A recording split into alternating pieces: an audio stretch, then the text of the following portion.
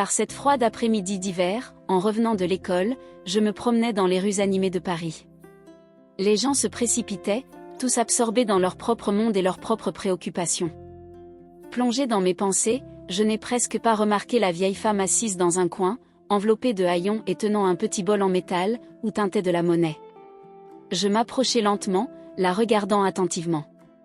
Ses yeux, malgré les rides et la fatigue, avaient toujours un éclat qui transmettait une histoire inédite.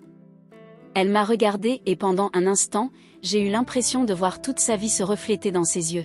« Bonjour, madame », dis-je en essayant d'avoir l'air aussi doux que possible. « Tout va bien pour vous, madame ?» Elle soupira profondément avant de répondre. « C'est bon, ma chérie. J'essaie juste d'avoir de l'argent pour une miche de pain. » Mon cœur se serra lorsque j'entendis ces paroles. Ce n'était pas juste que quelqu'un doive vivre ainsi, surtout dans une ville comme Paris, pleine de lumière et d'opulence. Je savais que je devais faire quelque chose. Je m'appelle Marie. Puis-je vous aider d'une manière ou d'une autre? Peut-être l'emmener chez moi? Ma famille peut offrir un abri et un repas chaud. Elle m'a regardé avec surprise, ne s'attendant visiblement pas à une telle offre de la part d'un inconnu. Il y avait un mélange de méfiance et d'espoir dans ses yeux. « Je m'appelle Hélène », répondit-elle, la voix tremblante. « Je ne veux être un fardeau pour personne, chérie. »« Tu ne serais pas un fardeau », ai-je insisté. « S'il vous plaît, laissez-moi vous aider. Ma famille est très accueillante. » Hélène a hésité un instant, mais finalement, voyant la sincérité dans mes yeux, elle a hoché la tête. « C'est bon, Marie. J'accepte votre offre. Merci beaucoup. » Nous avons marché ensemble jusqu'à chez moi et je pouvais sentir la tension dans ses pas. Quand nous sommes arrivés, j'ai ouvert la porte et j'ai appelé ma mère, Claire. « Maman, je suis à la maison. » J'ai crié en aidant Hélène à monter. Claire apparut dans le salon, un sourire chaleureux aux lèvres. « Marie, qui est cette dame ?» demanda-t-elle doucement. « Voici Hélène, maman. Je l'ai rencontrée dans la rue et je l'ai invitée à rester avec nous. Elle a besoin d'un endroit où s'abriter et de quelque chose à manger. » Ma mère sourit encore plus et s'approcha d'Hélène en lui tendant la main. « Bienvenue, Hélène. Fais comme chez toi. » Hélène semblait émue, peut-être par la gentillesse inattendue des inconnus. « Merci beaucoup, madame, dit-elle avec les larmes aux yeux. » Pendant que ma mère préparait quelque chose à manger, nous avons entendu la porte s'ouvrir. Mon père, Jacques, était rentré du travail. Il entra dans la pièce, en apercevant Hélène, s'arrêta brusquement. Son visage est devenu pâle, à ma grande surprise, des larmes ont commencé à couler sur ses joues. « Ce n'est pas possible. »« Hélène ?» dit-il, la voix étranglée par l'émotion. Hélène leva les yeux, en apercevant Jacques, ses yeux s'écarquillèrent. « Jacques ?» murmura-t-elle avec incrédulité. Ma mère et moi avons regardé, étonnés, mon père tombé à genoux, pleurant désespérément. Il serra Hélène très fort dans ses bras, comme s'il craignait qu'elle ne disparaisse à nouveau. « Je pensais que tu étais morte, maman, » sanglotait-il. Hélène, maintenant elle aussi en larmes, caressa le visage de Jacques. « Mon cher fils. Je suis là maintenant. » Ces retrouvailles inattendues et émouvantes nous ont tous laissés silencieux, absorbant l'ampleur de ce moment. La joie d'avoir Hélène parmi nous se mêlait à la douleur du passé, mais il y avait surtout de l'espoir. L'espoir qu'ensemble, nous puissions panser les blessures et reconstruire les liens perdus. Je n'avais jamais vu mon père pleurer comme ça. Les sanglots qui s'échappaient de sa gorge semblaient provenir d'un endroit profond, d'un endroit dont je n'avais jamais connu l'existence jusqu'à ce moment-là. La pièce était plongée dans un silence pesant, interrompu seulement par les sons de Jacques, mon père, qui pleurait désespérément. « Père ?» J'avais du mal à croire ce qui se passait. « Ce qui se passe ?» Il ne put parler tout de suite, mais finalement, à travers les larmes, il parvint à balbutier. « Marie, c'est Hélène. Elle, c'est ma mère. Je pensais qu'elle était morte depuis de nombreuses années. » Hélène, la vieille femme que j'avais ramenée à la maison, regardait Jacques avec des yeux pleins de surprise et de reconnaissance. Elle semblait aussi choquée que nous. Je pouvais voir des larmes commencer à se former dans ses propres yeux alors qu'elle murmurait. « Jacques ?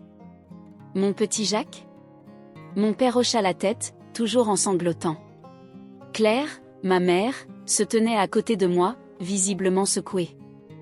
Elle posa une main sur l'épaule de Jacques, essayant de le réconforter. Jacques, mon cher, dit-elle doucement. Nous devons nous asseoir et en parler. Allons tous au salon. Nous entrons dans le salon, où nous nous asseyons en cercle serré. C'était comme si le temps s'était arrêté. La tension dans l'air était palpable et je pouvais sentir mon cœur battre dans ma poitrine. Jacques commença à raconter l'histoire. Il a raconté comment, alors qu'il n'était qu'un enfant, un incendie dévastateur a détruit la maison familiale. Dans la confusion et le chaos, Hélène a disparu, et bien qu'il l'ait recherchée, ils ne l'ont jamais trouvée. Au fil du temps, la famille a supposé qu'elle était morte dans l'incendie. Mais comment as-tu survécu? Ai-je demandé à Hélène, essayant toujours de comprendre tout cela. Hélène soupira profondément, les yeux perdus dans des souvenirs douloureux. C'est un miracle que j'ai survécu, a-t-elle commencé. J'ai été emmenée par un groupe de personnes qui m'ont trouvée évanouie dans la rue. Ils m'ont aidée, mais après l'incendie, j'étais tellement désorientée que je ne me souvenais plus de qui j'étais ni où j'habitais. J'ai passé des années à errer, essayant de reconstituer mon passé. Je me suis retrouvée dans la rue, incapable de retrouver ma famille. J'ai regardé mon père, essayant d'imaginer ce qu'il ressentait. Il avait grandi en croyant que sa mère était morte, pour ensuite découvrir, bien des années plus tard, qu'elle était vivante et vivait dans la rue. Les émotions sur son visage étaient un mélange de joie, de tristesse et de culpabilité. « Maman », dit Jacques, la voix toujours tremblante. « Je suis vraiment désolée. Je suis désolée de ne pas avoir cherché plus loin. Pour avoir abandonné. » Hélène tendit la main et toucha le visage de mon père, ses larmes se mêlant aux siennes. « Jacques, mon fils, ce n'était pas ta faute. Personne ne pouvait le savoir.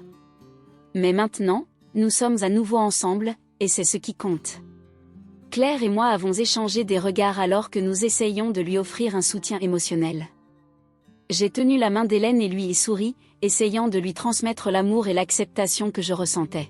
« Nous prendrons soin de toi, Hélène. Nous allons faire en sorte que vous ne subissiez plus jamais quelque chose de pareil, » a déclaré Claire, la voix pleine de détermination. Mon père accepta, essuyant ses larmes avec sa manche. « Emmenons-la chez le médecin, maman. Nous devons prendre soin de votre santé. Je ne veux plus te perdre. » Hélène hocha la tête, un sourire faible et reconnaissant aux lèvres. À ce moment-là, malgré toute la douleur et la confusion, il y avait un sentiment d'espoir et de renouveau dans l'air. Nous sentions qu'ensemble, nous pouvions tout surmonter. Et plus que jamais, je savais que notre famille était unie, prête à affronter l'avenir main dans la main. J'étais nerveux pendant que nous attendions chez le médecin.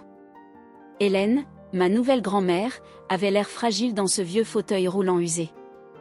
Le médecin, un homme d'âge moyen à l'air sérieux et portant des lunettes rondes, entra dans la pièce avec un dossier médical en main. Jacques, mon père, tenait fermement la main d'Hélène, tandis que Claire, ma mère, me lançait des regards de soutien et d'inquiétude. « Bonjour, je suis le docteur Lefebvre. » Nous a accueilli le médecin, assis devant Hélène. « Comment allez-vous aujourd'hui ?» Mon père a répondu d'un signe de tête et le médecin a commencé à réviser les tests d'Hélène. Le silence dans la pièce était presque palpable et j'entendais mon cœur battre à tout rompre. « Eh bien, Madame Hélène a des problèmes qui nécessitent une attention immédiate. » Commença le docteur Lefebvre en nous regardant sérieusement. Elle souffre de malnutrition, souffre d'hypertension et présente des signes d'ostéoporose précoce. De plus, il est nécessaire de surveiller sa santé mentale, compte tenu du traumatisme qu'elle a vécu. Mon père déglutit difficilement et je sentis ses larmes sur le point de couler. Il se tourna vers Hélène, les yeux remplis de tristesse et de détermination. « Maman, je promets de prendre soin de toi. Traversons cela ensemble. » dit-il en lui serrant la main encore plus fort. Hélène, d'une voix faible mais émue, répondit. « Merci, Jacques. J'ai toujours su que tu étais un bon gars. »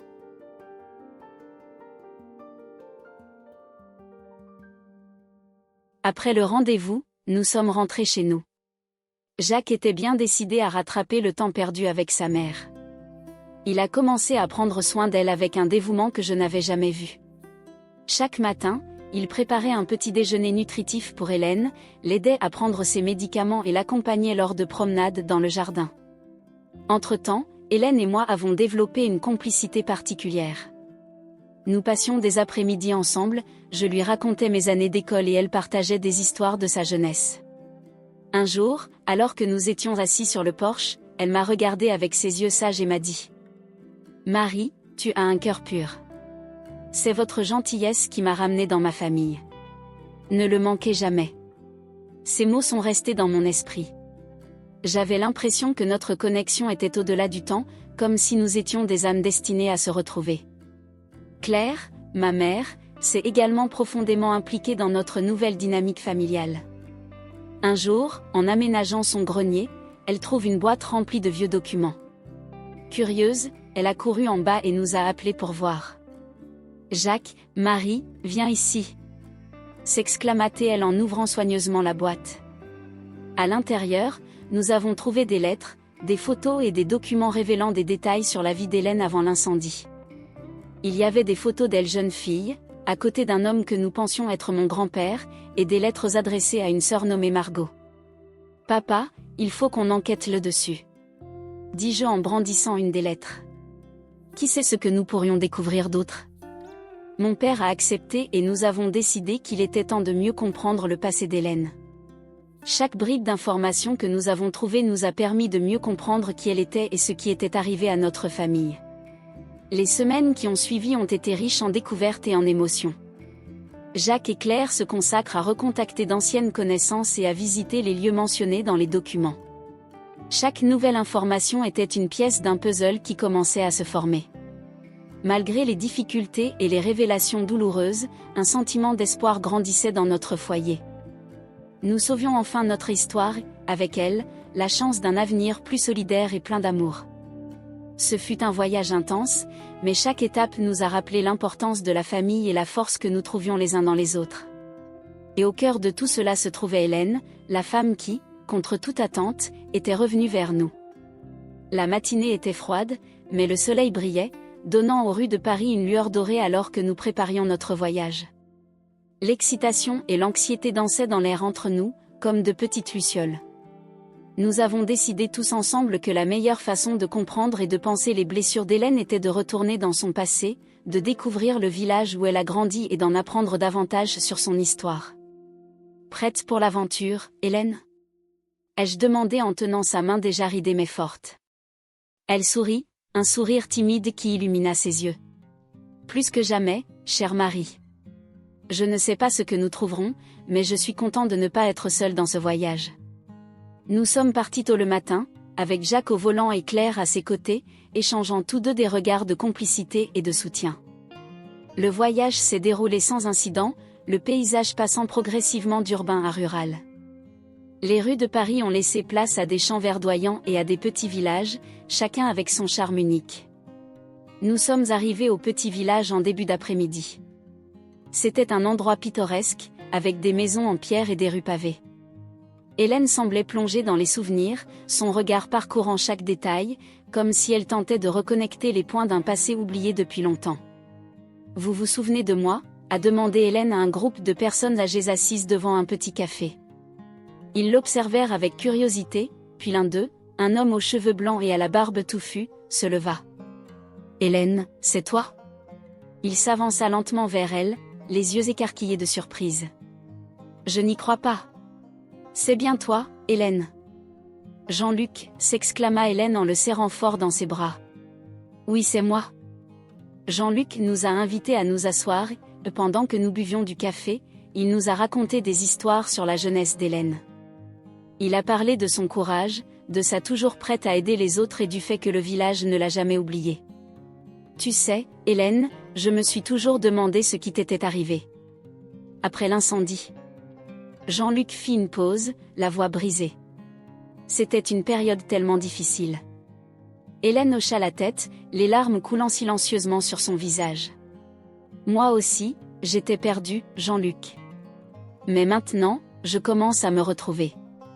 C'est alors que Jean-Luc a mentionné quelque chose qui nous a tous laissés sous le choc.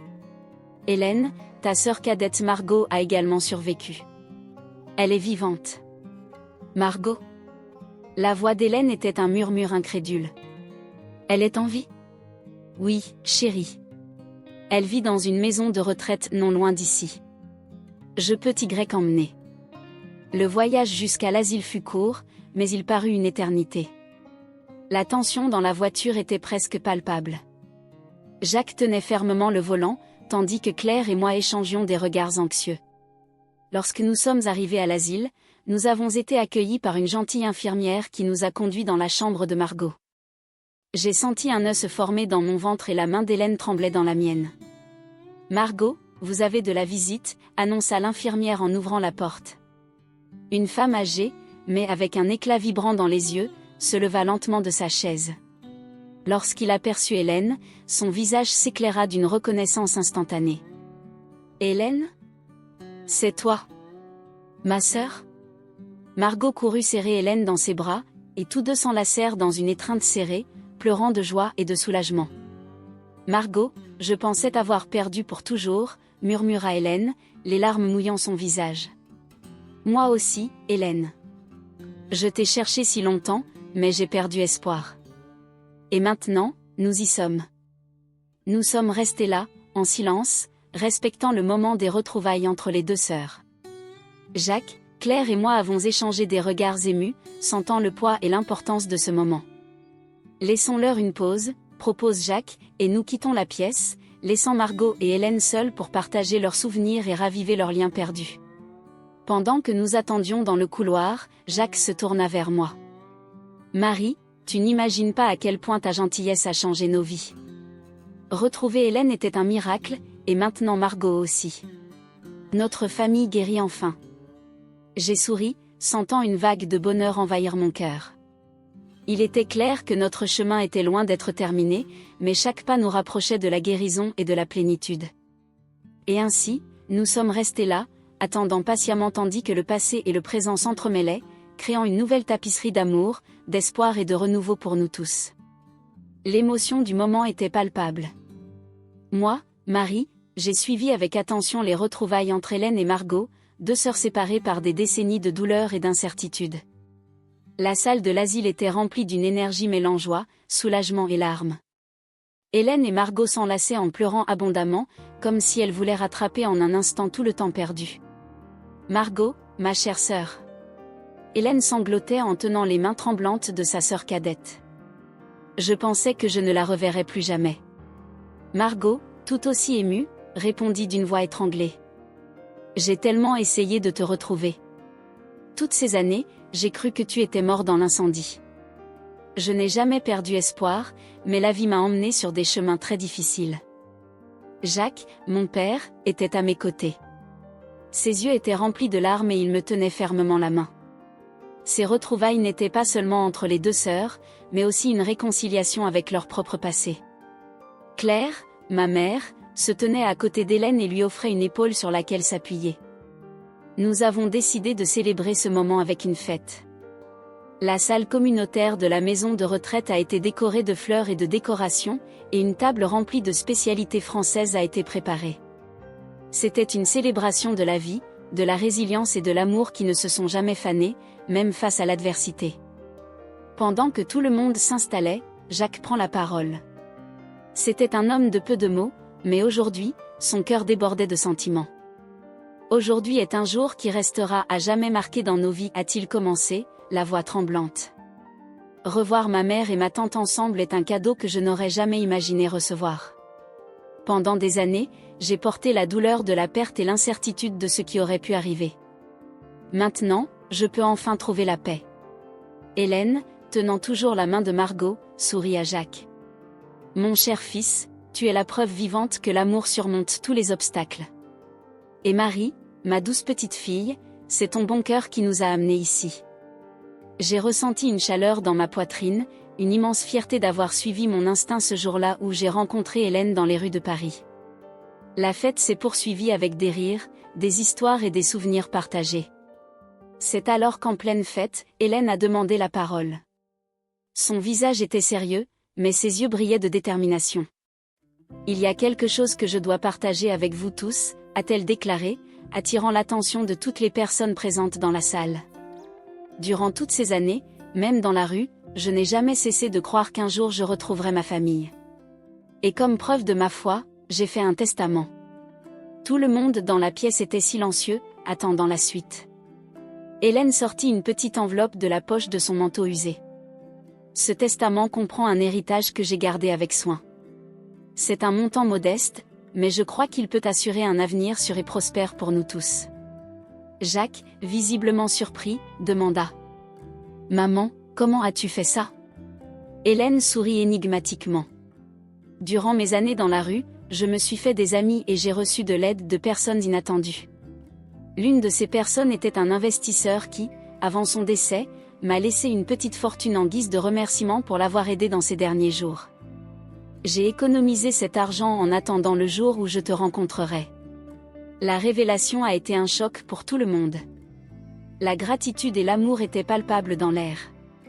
Margot, les larmes aux yeux, serra à nouveau Hélène dans ses bras. « Tu as toujours été la plus forte de nous deux, ma sœur.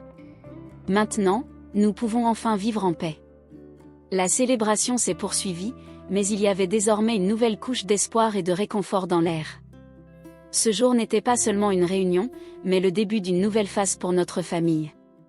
Et moi, Marie, je savais que tout avait commencé par un simple acte de gentillesse dans un coin de rue très fréquenté de Paris.